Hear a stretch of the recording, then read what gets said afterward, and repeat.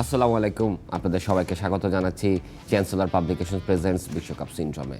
আপনাদের সাথে আছি অ্যাজ ইউজুয়াল আমি মেহেদী হাসান তরু। আর আমার সাথে আজকে যিনি, আমার ভয়েসটা একটু কেমন টেনশন মনে হচ্ছে না চেহারার মধ্যে, কারণ হচ্ছে কি আজকে এমন একজন গেস্ট যিনি মানে অভিনয় টিভিতে শুরু করেছেন আমার বাবার বিয়ের আগে। আমার তো জন্ম পরের কথা, বাবার বিয়ের আগে অভিনয় শুরু করছে। তো ওনার সাথে দুইটা কথা বলবো, এটা অনেক বড় একটা ব্যাপার আমার জন্য। থাক আর ইন্ট্রো না দেই, ডিরেক্ট চলে যাই আমাদের সবার প্রিয় লাবলু ভাই। ভাইয়া আসসালামু আলাইকুম। ওয়ালাইকুম আসসালাম। ভাইয়া এতটা বছর অভিনয়, এতটা বছর এখন পর্যন্ত শুক্রিয়া যে এখন পর্যন্ত আমার ভালো লাগার যে কাজটি সেটা পেশা হিসাবে এখন পর্যন্ত এই একটা জায়গায় আছি, এটাও একটা শুক্রিয়া। ভাইয়া কি একদম ছোটবেলা থেকেই ডিটারমাইন্ড ছিলেন যে আমি মিডিয়ায় নিয়ে কাজ করব বা অভিনয় আমি করব, এরকম কিছু? কখনো না, কোনোদিনও না। আমি কখনোই ভাবিনি মিডিয়াতে কাজ করব বা অভিনয় করবো, ডিরেকশন দেবো, কখনোই না। এইটা আমি আসলে খুব পরিকল্পনা করে জীবনে যাপন করিনি। আমি যখন থেকে আরণ্যক নাট্য দলের সাথে যুক্ত হয়েছিলাম, আমার গুরু মামুনুর রশীদ, রশিদ। ওনার সান্নিধ্যে আসার পর থেকেই আসলে আমার জীবন চেঞ্জ হয়ে যায় বেসিক্যালি। একটা মানে নাটকই জীবনে নাটক এরকম একটা পর্যায়ে ওনার সাথে পরিচয় হওয়ার পর থেকে 1978 সাল থেকে আর কি। হ্যাঁ, সেই থেকে এখন অবধি এই পেশাতেই আছে, এই কাজ নিয়ে আছে। ছোটবেলায় অনেক দুষ্ট ছিলেন ভাইয়া। মিচকে শয়তান ছিলাম আর কি। কেন বললাম, কারণ আপনার মধ্যে না সবসময় একটা মানে সফটনেস থাকে। তো সফটনেসটা কন্টিনিউয়াস ধরে রাখতে হলে তো একটা বয়সে যেহেতু সফটনেস থাকে না, মানে ধরেন যে যখন 12-13 বছর বয়স, তখন এই মিথ্যা শয়তানিটাই করতে হয়, তাই না? আচ্ছা ভাইয়া তো অনেক জেলা ঘুরেছেন। হ্যাঁ, মানে এই কাজের সুবাদে অনেক, মানে নাটকের জন্য অনেক জায়গায় ঘুরেছি। এছাড়াও মানে আঙ্কেল বোধহয় সরকারি চাকরিজীবী ছিলেন। আব্বা ছিলেন এডুকেশন অফিসার, আম্মাও ছিলেন স্কুল টিচার। আঙ্কেল যেহেতু এডুকেশনাল ব্যাকগ্রাউন্ড নিয়ে, আন্টিও টিচার ছিলেন, তো এই মিডিয়াতে আসার সময় আপনাকে বাধা বা মাইর? না না না, ওই রকম একদমই না। কারণ হচ্ছে আমার আব্বা নিজে হারমোনিয়াম বাজিয়ে গান করতেন। আচ্ছা। মানে উনি, আমার মনে আছে কলেজে যখন আমি পড়ি, কলেজে ফার্স্ট ইয়ারে পড়ি, তখনই আমাকে গানের স্কুলে ভর্তি করিয়ে দেন যশোরে, সুরবিতান, খুব নাম করা প্রতিষ্ঠান। উনি বরাবরই শিল্পমনা ছিলেন এবং আম্মা এবং আব্বা আমার ছোটোবেলায় মনে আছে যে ওনারা দুইজনে বসে হারমোনিয়াম, মফস্বল শহরে তখন ঝিনাইদহ, সেখানে বসে ওনারা গান করছেন নিজেরা বাসায়। তো ওই শিল্পমনা ছিল আমার আব্বা আম্মা প্রথম থেকে। এবং স্পেশালি আমাদের ভাই বোনদের ক্ষেত্রে কে কী করবে, এটা হতে হবে সেটা হবে, এরকম কখনোই উনি বলতেন না। আমাদের যে যেটা ভালো লেগেছে সে সেটা করেছে। তো নাটক নিয়ে একটাই আমার মজার স্মৃতি আছে, এই বাবা মার প্রসঙ্গে বলি।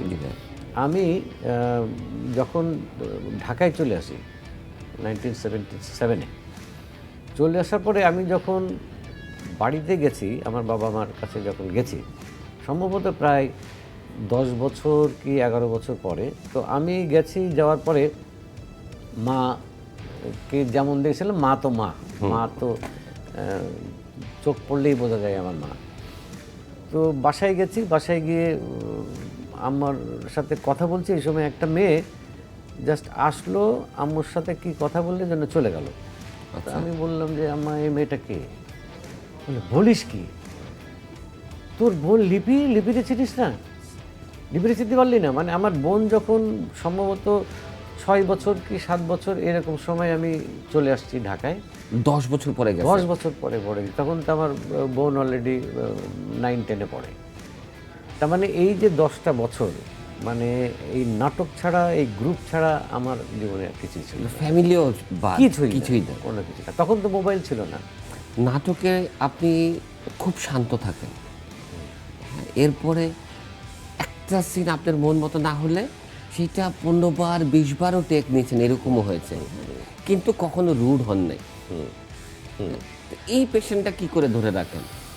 না, এইটা মানে আমরা যারা মঞ্চ নাটক থেকে এসেছি, তাদের বেসিক জিনিসটা হচ্ছে, মঞ্চে দেখবেন একটা নাটক মিনিমাম 3 থেকে 6 মাস রিহার্সাল করার পরে একটা নাটক মঞ্চে আসার যোগ্য। তার মানে প্রতিদিন নতুন নতুন নতুন নতুন করে একটু ডেভেলপ ক্যারেক্টারাইজেশন করতে করতে করতে করতে করতে সব কিছু মিলে মঞ্চে, তো ওটা একটা বেসিক আমি মনে করি যে ফাইনালি যদি অ্যাজ এ ডিরেক্টর আমি যদি রেগে যাই বা আমি যদি উত্তেজিত হয়ে যাই, তাহলে আমি তো রিয়েলি যেটা চাচ্ছি দর্শকদের জন্য, যেটা অভিনেতা অভিনেত্রী যেটা করবেন সেটা ওনারা পারবেন না, পাজলড হয়ে যাবে। আর আসলে রাগারাগি করে চিৎকার করে কখনোই, বিশেষ করে শিল্প কখনো ওইভাবে তৈরি হয় না। ভাইয়া তো মানে নতুনদের নিয়ে অনেক কাজ করার ইচ্ছা বা এরকম থাকে। আমি বরাবরই প্রথম থেকে নতুনদের নিয়ে, সে রঙের মানুষ থেকে শুরু করে বা তারও আগের থেকে শুরু করলে সিঙ্গেল নাটক দ্বিচক্রযান থেকে শুরু করে সবসময় নতুনদের নিয়েই কাজ করেছি। খুব স্টার হয়ে গেলে তাকে নিয়ে কাজ করি না, কেন ভয় পাই তাদেরকে।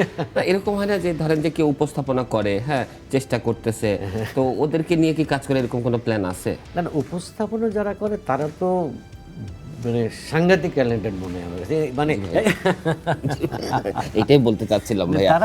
তারা এত ট্যালেন্টেড হয়, মানে মুহূর্তেই লাইভ হোক আর রেকর্ডেড হোক, তারা যিনি যাকে প্রশ্ন করে তাকে নাস্তানাবুদ করে দেওয়ার যথেষ্ট ইনস্ট্যান্টলি করতে পারে। সুতরাং তারা অভিনেতা হিসাবে অবশ্যই ভালো করবে। আবার একটু কমেডি টমেডি করে এরকম, তাহলে তো আরো শোনাই সোহাগা। ডিরেক্টরও কনফার্ম। ওকে ডিরেক্টর সাহেব কনফার্ম, আপনারও আমারও। তো অভিনয়টা কিন্তু একটা বিষয়, অভিনয়টা পারতে হবে আর কি। ওকে ভাইয়া, ছোটবেলায় তো অনেক গ্রামচাম ঘুরছেন, অনেক খেলাধুলা করছেন, ফুটবল খেলেছিলেন কখনো? ভীষণ। আমি ফুটবল খেলেছি ক্লাস 9 থেকে ইন্টারমিডিয়েটের ফার্স্ট ইয়ার পর্যন্ত রেগুলার ফুটবল খেলতাম, রেগুলার। এবং ওই তখন তো পাড়ায় পাড়ায় খেলা হতো, তখন এই পাড়ার থেকে ওই পাড়ায় হায়ারও খেলে গেছে, তো অনেক ছোটোবেলায়। প্রথমে একদম আরও ছোটোবেলায় বাতাবি লেবু দিয়ে খেলতাম, তারপরে ফুটবল দিয়ে খেলতাম আর কি। এই ওয়ার্ল্ড কাপে আপনি আসলে কার সাপোর্ট করেন, কোন দলটা? এই ওয়ার্ল্ড কাপে কাকে সাপোর্ট করি তার চেয়েও বড় কথা হচ্ছে যে আমি অনেক আগে থেকেই, অনেক আগে মানে যে সময় থেকে ম্যারাডোনা নামটা আসলে প্লেয়ার, সেই সময় থেকে আর্জেন্টিনাকে সাপোর্ট করি। আচ্ছা, এরপরে এর মাঝখানে অনেকগুলো বিশ্বকাপ গেছে, হয়তো দেখি নেই, খেলা দেখিনি, কিন্তু ওই যে হয় না যে প্রথম প্রেম, ওইটাই রয়ে গেছে এখন। রয়ে গেছে। এখন দলগতভাবে আমি বিশ্বাস করি যে প্রত্যেকটা বিশ্বকাপে যারা খেলেন, অনেক দল ভালো খেলেন, ভালো প্লেয়ার আছে। আর বিশ্বকাপে খেলতে গেলে তো ওই ধরনের কোয়ালিটি কোয়ালিটি থাকতে হয়। কিন্তু সামাও দুই একজনের নাম মনে থাকে, বেরিয়ে আসে। আচ্ছা, হ্যাঁ। সেই হিসাবে আর্জেন্টিনা, ম্যারাডোনার পরে তো কিন্তু আমি ওইরকম খুব যে গোড়া না, মানে আচ্ছা, খুব যে এটা হইতেই হবে। ওই অনেক ইদানিং একটা ভালো জিনিস দেখি, বলে যে জিতলেও আর্জেন্টিনা, হারলেও আর্জেন্টিনা, জিতলেও ব্রাজিল, না হলেও এটা আসলে কি আর ব্রাজিল আর্জেন্টিনা একটা দ্বন্দ্বের মতো করে মজা করা, বা কারণ যেহেতু 4 বছর পর পর আসে। ভাই কি এবার একটু সময় পেয়েছেন খেলাটা দেখা? না, এবার খেলা দেখিনি, কারণ বেশিরভাগ খেলাই তো রাত্রিবেলা একটার সময়। এইটা একটা আমার এখন অত রাত পর্যন্ত জেগে থাকা হয় না। পরের দিন পেপারে দেখে নিই আর কি, এই হাইলাইটসটা দেখে নিলাম। এই তো সামনে তো ফাইনাল, এই ফাইনালও কি দেখার কোনো প্ল্যান এরকম? ফাইনালটা না দেখলে খুবই অন্যায় হবে। এক্স্যাক্টলি। এটা কি ফ্যামিলি সহ দেখার প্ল্যান নাকি বাইরে কোথাও আনন্দ করে? আমরা বাইরেই দেখতে হবে। বিশেষ করে আমার ছেলে প্রত্যেকটা ম্যাচই দেখে বাইরে, ফ্রেন্ডসের বাসায় গিয়ে দেখে। আসলে আমাদের ফাইনাল ম্যাচটা সম্ভবত ক্লাবে গিয়ে দেখবো আর কি। আমরা আমার ছেলে মেয়ে ওয়াইফ টাইফ মিলে সবাই মিলে ক্লাবে গিয়ে দেখার ইচ্ছা আছে আর কি। তো বাসায় ভাবিও কি আর্জেন্টিনাই করে বা ছেলেরা? না না, ওই ছেলে ফুটবল নিয়ে ওর ইয়ে আছে, কিন্তু আমার ওয়াইফের এরকম কোনো ওটা নেই। আচ্ছা ভাইয়া, যেহেতু খেলা নিয়ে আমরা একটু কথাবার্তা বলবো, তো আমরা এখন আপনার সাথে একটা গেম খেলবো, ছোট্ট একটা গেম। হেরে যাবো কনফার্ম? না, হেরে গেলে কার্ডের ব্যবস্থা আছে ভাইয়া, ঠিক আছে? ভুল উত্তর দিলে লাল কার্ড। ওকে, এটা হচ্ছে কি, আমি একটা দেশের নাম বলবো, আপনি বলবেন যে ওই দেশটা কয়টা ওয়ার্ল্ড কাপ পেয়েছে। আচ্ছা আচ্ছা, ওকে, ট্রাই করি। ওকে, ফার্স্ট আপনার পছন্দেই চলে গেলাম, ফার্স্ট আর্জেন্টিনা। 3 বার। এর মধ্যে একবার হাত দিয়ে দিয়েছিল। এইটা বলা যাবে না, goal is goal, cup is cup. Okay, তাহলে এবার ব্রাজিল বেশি পেয়েছে, ব্রাজিল পেয়েছে 5 বার। এক্স্যাক্টলি। এখানে একটা কন্ট্রোভার্সি আছে, সবাই বলে মানে আর্জেন্টিনার ফ্যানরা বলে যে প্রথম যে 2টা ওয়ার্ল্ড কাপ পেয়েছিল ওগুলো আসলে ওয়ার্ল্ড কাপ ছিল না, তাহলে ওইটা ঠিক ওই সময় ওয়ার্ল্ড কাপের ম্যাচ হতো না, তখন জুলের ইমামা নামে একটা মানে টুর্নামেন্ট হতো, ওই টুর্নামেন্টে ছিল, বাট ওইটা ওয়ার্ল্ড কাপের সমতুল্য। কিন্তু আর্জেন্টিনার ফ্যানরা যখনই 3টা ওয়ার্ল্ড কাপ পেয়ে গেল, এতদিন বলে নাই, 36 বছর পরে এসে যখন থার্ড ওয়ার্ল্ড কাপটা পেল, এরপরে এখন খুব আমরাও 3টা তোমরাও 3টা, ওই দুটো তো ওয়ার্ল্ড কাপই না। ওই দুটো ওয়ার্ল্ড কাপই না, এই আর কি, মানে সবাই সবার এক ধরনের যুক্তি তৈরি করে। যুক্তি। আচ্ছা ভাইয়া, এবার আসি জার্মানি। জার্মানি সম্ভবত 4 বার বলে না, ইয়েস ইয়েস, ভাইয়া তো ভালো নলেজ আছে। মানে মনে করে করে শুনছি কখন। ইংল্যান্ড। ইংল্যান্ড হচ্ছে 2 বার বোধ হয় নাকি। না, এবার লাল কার্ড ভাইয়া, এবার লাল কার্ড। লাল কার্ড তো খাইতেই হবে না, ভালো। ইংল্যান্ড হচ্ছে একবার। হ্যাঁ। উরুগুয়ে। উরুগুয়ে পাইছে নাকি না? পাইছে। তাহলে উরুগুয়ে কি 2 বার পারছিল? ইয়েস ইয়েস ইয়েস, একদম প্রথম প্রথমবার উরুগুয়ে। ওকে, লাস্ট ওয়ান, ফ্রান্স। ফ্রান্স পাইছিল তো, ফ্রান্স পাইছে 3 বার নাকি 2 বার? 2 বার। 2 বার। মানে কাছাকাছি আছে, এই জন্য কার্ড দিলাম না। ওকে, যাক, পাস করছি দেখি। পাস করছেন, হ্যাঁ, কারণ সেই 4টার মধ্যে তো 3টাই পারছে। ভাইয়া, খেলা তো হলোই, এখন একটু জানতে চাই যে ধরেন যে সামনে তো হচ্ছে গিয়ে ফাইনাল আসতেছে, সেটা তো একটা প্ল্যান করেছেন, ফাইনালের আগেও একটা ম্যাচ যেটা হচ্ছে 3য় স্থান নির্ধারিত খেলাটা হয়, হ্যাঁ, ওইটা তো জানেন অলরেডি, ইংল্যান্ড আর ফ্রান্সের খেলা। তো এই খেলা কি দেখবেন, বা এইটা কিন্তু অনেক মজার একটা খেলা হবে, কারণ হচ্ছে গিয়ে লাস্ট 4 যে টিমগুলো ছিল, মানে এই স্পেন, তারপরে হচ্ছে গিয়ে আর্জেন্টিনা, তারপরে হচ্ছে গিয়ে ফ্রান্স, আর হচ্ছে গিয়ে ইংল্যান্ড, এই 3টা বেস্ট দলে 4টা। তো ফাইনালের মতো এটা মনে হয় এরকম কিছু একটা হবে না, অবশ্যই। এবং এটার ব্যাপারেও বিশেষ করে ফ্রান্স এবং ইংল্যান্ডের প্রচুর সাপোর্টার আছে, তারা তাদের মধ্যেও ওই শেষ মুহূর্তে তো 3য় স্থান পাওয়াটাও একটা কিন্তু অনেক বড় একটা ব্যাপার আর কি ওয়ার্ল্ড কাপে। ওকে ভাইয়া, তাহলে আমরা এখন একটা গেম খেলবো আপনার সাথে লাস্ট, সেটা হচ্ছে র্যাপিড ফায়ার রাউন্ড। আমি আপনাকে 2টা অপশন দিব, আপনি একটা বলবেন। ওকে, রেডি ভাইয়া? ওকে, ফার্স্ট, পেলে না ম্যারাডোনা? পেলে। মেসি না নেইমার? মেসি। রোনাল্ডো না এমবাপ্পে? রোনাল্ডো। জার্মান না স্পেন? স্পেন। ক্রিকেট না ফুটবল? ফুটবল। টি স্পোর্টস না স্টার স্পোর্টস? টি স্পোর্টস অবশ্যই, ডেফিনেটলি, কারণ আমাদের দেশে একটাই মাত্র স্পোর্টসের। অবশ্যই। তরুণ না ডিরেক্টর? এখন রিস্কি হচ্ছে তরুই, কারণ তরু এখন যে কোনো সময় যে কোনোভাবে আমাকে ঝামেলায় ফেলতে পারে, সেটা তরু। হয়ে গেছে।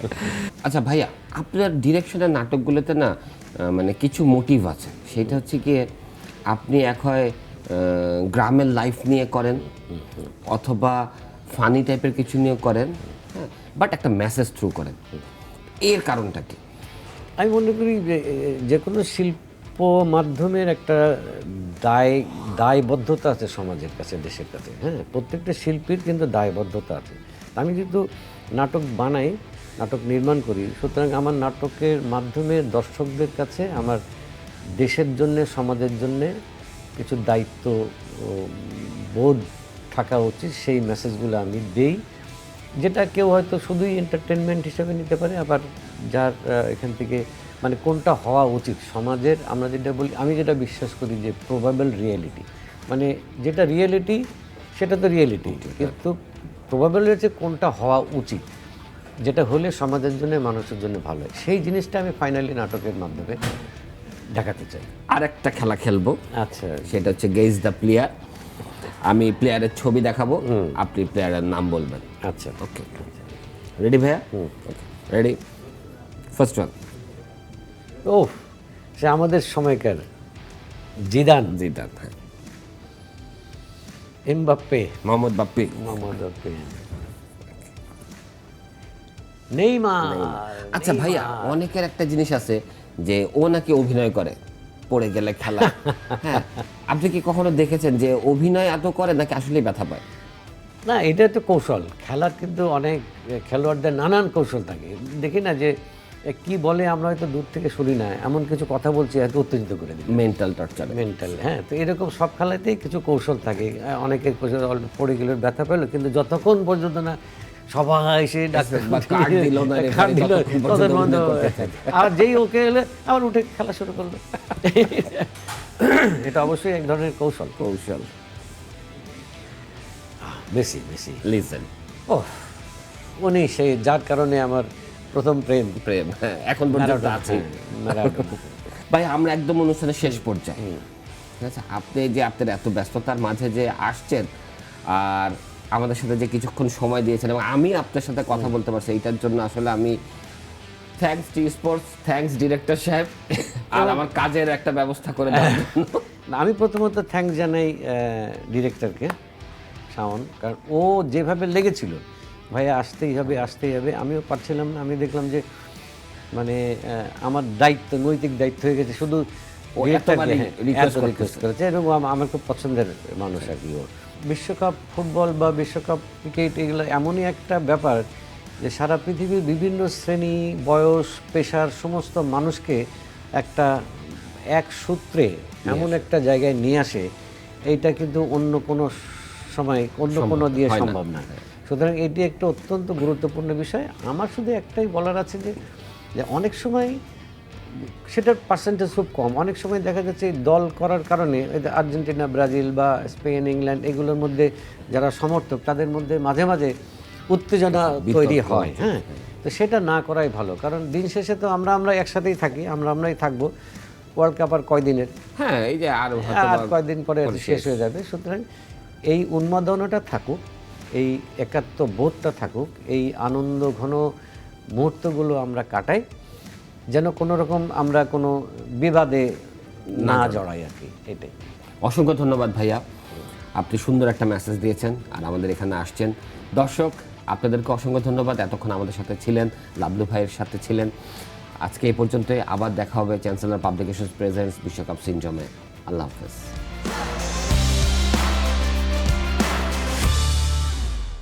For more updates, subscribe to our YouTube channel and click on the bell icon. Follow us on Facebook and Instagram. Download T-Sports app to enjoy exciting games and highlights. Visit tsports.com.